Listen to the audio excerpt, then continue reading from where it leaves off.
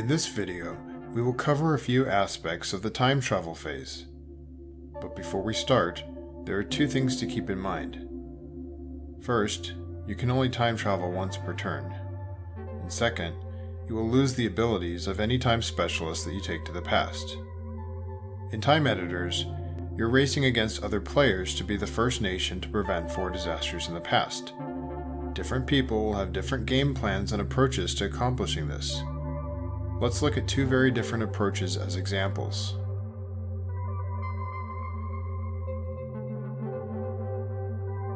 Player 1 is using the rush to the finish approach. They've decided to take all 4 of their specialists to the past at once. They will need 12 Tauronite cubes and 5 Selenium cubes. Here are the pros and cons to this approach. It will take fewer turns because you won't have to be traveling back and forth to drop off and pick up new specialists. Because you're taking fewer turns, you also need less Selenium to time travel.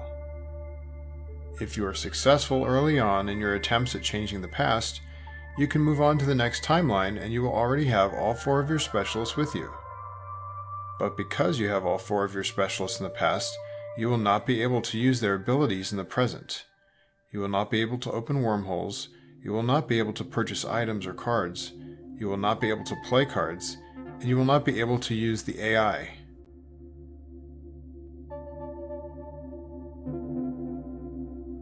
Player 2 is using the slow and steady approach.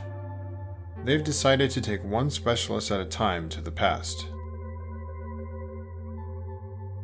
They will need 3 Tauronite cubes and 2 Selenium cubes.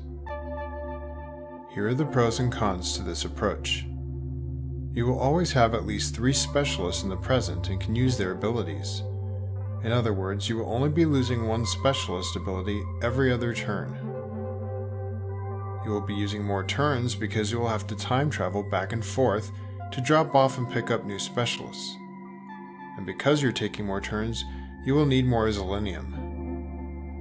If you're successful in your attempt at changing the past, you will still have to return to the present and cannot move on to the next timeline right away because you will not have enough resources to pay your specialists.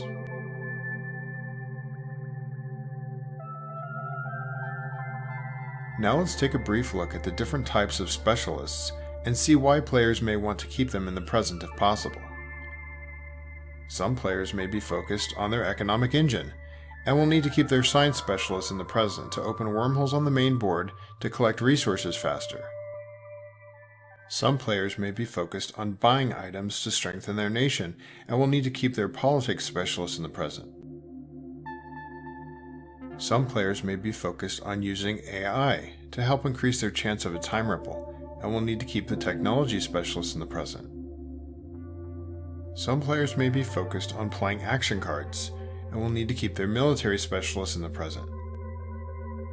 Some players are focused on varying combinations of the specialists.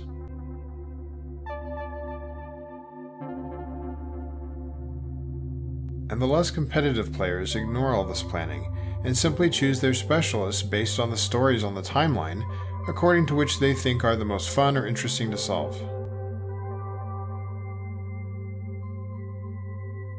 Don't forget that your specialists have abilities in the past as well, and can help you from the past. This was covered in a previous video, so you might want to check it out if you haven't already. As you play the game, you'll start to realize that one important aspect is timing. You will need to plan multiple turns ahead for who is where and when, and keep an eye on where your resources are in space and time.